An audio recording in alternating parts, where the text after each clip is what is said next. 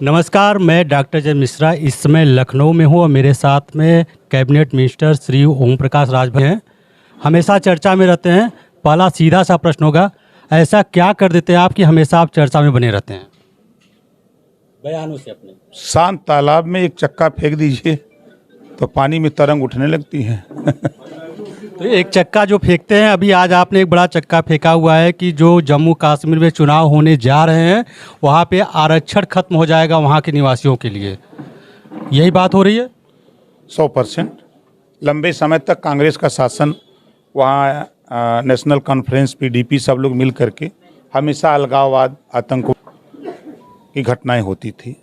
उसको गांधी जी और अमित शाह बड़े प्री प्लानिंग तरीके से वहाँ विकास के लिए जो केंद्र के पैसे जा रहे हैं वो गांव के विकास के लिए लग रहे हैं। सड़कें बन रही हैं, लोगों को शुद्ध पानी पीने को मिल रहा है, शिक्षा बेहतर हुई है। तो इस चीज़ को फिर कांग्रेस वहाँ के लोगों से मिल करके जो SC ST जो वंचित हैं, जो पहाड़ी लोग हैं, उनको आरक्षण न मिले, इसके लिए फिर वो 370 लागू करके फिर वहाँ आतंकवादी घटनाओं को जो हम लाना चाहते हैं, जिसको NDA गठबंधन ने ख़त्म किया है। जो आप बात कर रहे हैं आरक्षण की, और एक आप पिछले कई वर्षों से आप इस बात के पक्षधर रहे हैं कि जातिगत जनगणना होनी चाहिए, लेकिन केंद्र में NDA की सरकार जो है, जिस समय से ड्यू था जातिगत जनगणना या जनगणना होना, वो जनगणना ही नहीं करा रही, तो जातिगत जनगणना की बात कैसे होगी? इस पे आपका क्या राय है? देखिए, मैं फिर कह रहा हूँ, जातिवार जनगणना माननीय नरेंद्र मोदी जी की नेतृत्व में ही होगा, चाहे कितना हो लोग चिल्लाएं। उदाहरण देख लीजिए, 370 हटा मोदी जी के नेतृत्व में। महिलाओं को राजनीति में आरक्षण लोकसभा राज्यसभा से पास हुआ मोदी जी के ही राज्य में। आज देश में दंगे जो होते थे वो मोदी जी और योगी जी के राज्य में ख़त्म हो गए। ख़त्म तो नहीं कह सकता, लेकिन बड़े पैमाने पर उस पर विराम लग गया। यूपी को अगर देख लीजिए तो योगी जी के राज्य में जो सपा बसपा कांग्रेस के हर महीने दंगे होते थे, वो दंगे बंद हो गए, कर्फ्यू ख़त्म हो गया। तो ये चीज़ें NDA गठबंधन की सरकार ने मजबूती से देश को खुशहाली की तरफ, रोटी कपड़ा मकान शिक्षा दवाई सबको मिले, इसके लिए काम हो रहा है। रोजगार की अगर बात की जाए तो जिस तरीके से उत्तर प्रदेश में भर्तियां लगातार आई हैं, पेपर लीक हुआ है, अभी फिर से पुलिस की भर्ती चल रही है, लीक होने की बातें आ रही है, अभी क्या स्पष्ट है क्या नहीं है, आज भी फ्रंट पेज पे न्यूज़ है। रोजगार को लेकर के आपका क्या व्यू है? क्योंकि आप जिस तरीके से चीज़ों को रिप्रेजेंट करते हो, पक्ष को तो बुरा, विपक्ष को तो बुरा लगता है, पक्ष को भी कभी कभी बुरा लग जाता है, क्योंकि बात आप सच्चाई से बोलते हैं, ईमानदारी से बोलते हैं और जनहित की बोलते हैं। तो ये रोजगार के मुद्दे पर क्या ये सरकार कम्प्लीटली कार्य कर रही है?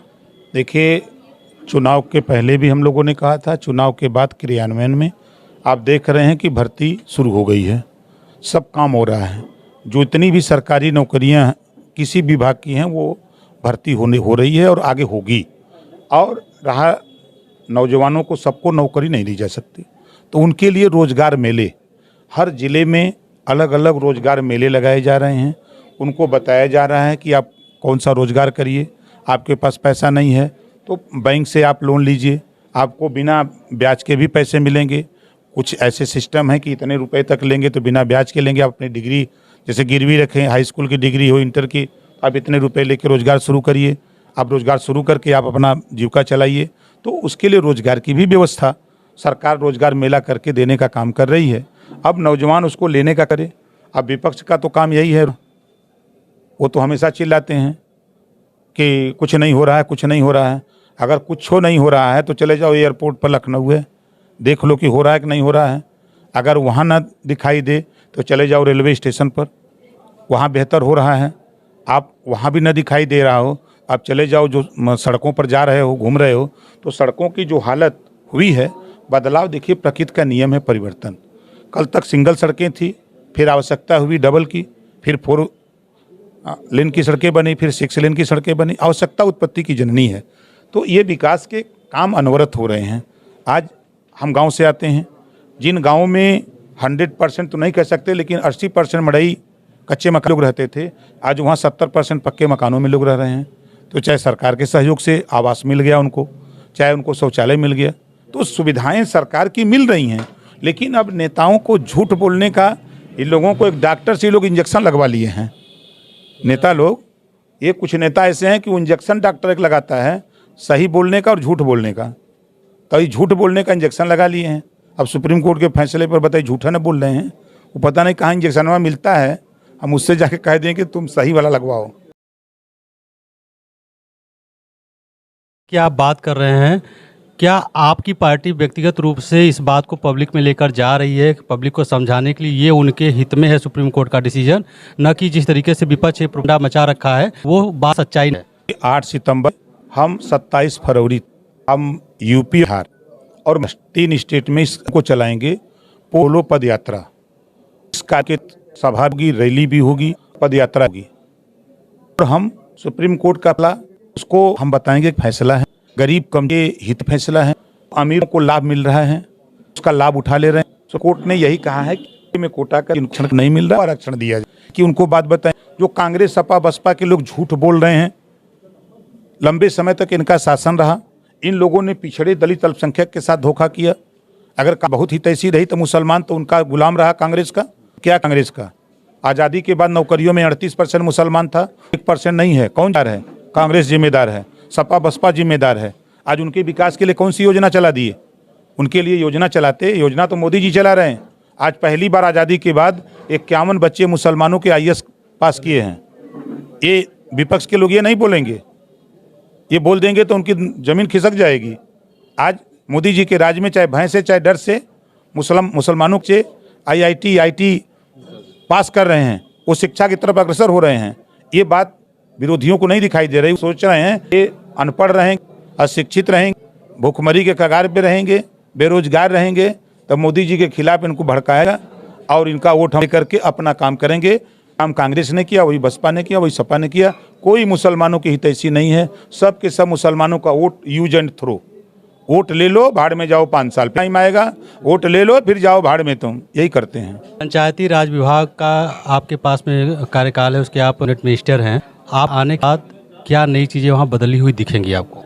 देखिए, पहला तो हमने सभी पंचायत ग्राम पंचायतों में आधारित बायोमेट्रिक अटेंड शुरू कराने जा रहे हैं। आदेश हैं, क्रियान्वयन ले आ रहे हैं। एक बदलाव इसमें आपको मिलेगा जो जनता की मांग है। दूसरा, गाँव में हम लोग एक जीरो पॉवर्टी स्कीम लॉन्च कर दी है, मुख्यमंत्री ने स्वीकृति दे दी है। उसमें 10 से 25 परिवार हर गांव में, उत्तर प्रदेश के लगभग 58,000 गाँव में हम लोग करा करके ऐसे लोगों को डालेंगे कि जो केंद्र और प्रदेश सरकार की योजना उनको नहीं मिला है। तो जितनी योजनाएं हैं उनको एक दे करके, उनको गरीबी से निकाल करके उनको विकास के मुख्य धारा में लाने का प्रयास करेंगे। इसकी तैयारी हमको अंदाजा अगले महीने मुख्यमंत्री जी इसकी घोषणा कराएंगे। पंचायती राज विभाग में अक्सर हम लोग भी बाहर रहते हैं, शिकायत सुनने को मिलती है कि अमुक कार्य में गबन हुआ है या सही तरीके से कार्य नहीं हुआ। शिकायतों का थोड़ा सा डाटा ज़्यादा है। उस शिकायत निवारण प्रणाली की नया सिस्टम में क्या जो तकनीक से भी अच्छे प्रभावी तरीके से कार्य कर सके? देखिए, हमने अपने जो हमारा निदेशालय है, सभी निदेशालय के अधिकारियों को निर्देश है कि महीने में 4 दिन आप जिले में जाएंगे और 1 गाँव 2 गाँव आप चेकेंगे। सभी हमारे ADO panchayat, PRO, ADP, JE, एक्सियन को निर्देश है कि हर 4 गांव 1 महीने में से 6 गांव मिनिमम चेक करेगा, वो 10 भी चेक करे। उसको ना है मॉनिटरिंग कि पैसा हम दे रहे हैं तो पैसा कहाँ खर्च हो रहा है, उसकी जानकारी। और दूसरा, गांव में पंचायत चुनाव में मैंने देखा है कि 5 गोल 6 गोल, तो 1 गोल धान हो गई जीत के, जो 5-4 गोल बच गई वो कुछ कर तो शिकायतें करता है। एक तो ये भी बड़ी तेज़ी से चल रहा है। आप देखिएगा 6 महीने के बाद या 7-8 महीने के बाद पिसाइए खाएंगे कंप्लेन। अभी तो कम है। तो ऐसे लोग खाली एप्लीकेशन करके उस प्रधान को बदनाम करने वाले लोग भी कि अगली प्रधान के बदनाम कर, ऐसे भी काम हो रहे हैं। एक अंतिम प्रश्न है, जिस तरीके से आपका नेचर है, जिस तरीके से आप बातों को बेबाकी तरीके से रखते हैं, बिना लाभ हानि की गणना किए हुए जनरली नेतृत्व करने वाले नेता बनने वाले यही हमारा लाभ क्या है, लेकिन ऐसी बातों को हम समझते हैं। आपको ऐसा नहीं लगता कि समाजवादी पार्टी या भाजपा के साथ रह के आपका अपना जो एक प्राकृतिक नेचर है, उससे जुड़ने का वो कहीं गुम हो रहा है? ऐसा तो नहीं दिख रहा है, ऐसा नहीं है। हम अपने मुद्दे पर, अपने इशू पर लड़ते हैं और हम स्वतंत्र हैं। वो लोग कह रहे हैं जिनको हमसे नुकसान हो रहा है। आज आप गांव में चले जाइए तो गांव की जनता ये कह रही है कि जब से मैं मिनिस्टर हुआ हूं कई हजार लोगों को न्याय दिलाया। हमारे लोग सत्ता में आकर के जो भटक रहे थे तहसीलों में, ब्लॉकों में, थानों पर, उनको न्याय मिल रहा है। ये सबसे बड़ी उपलब्धि है। तो अब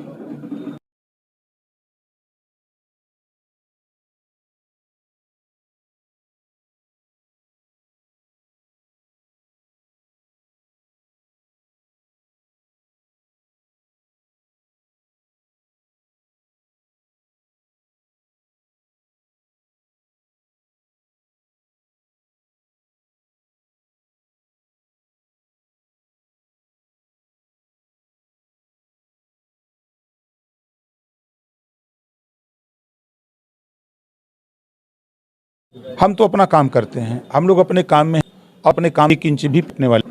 धन्यवाद सर।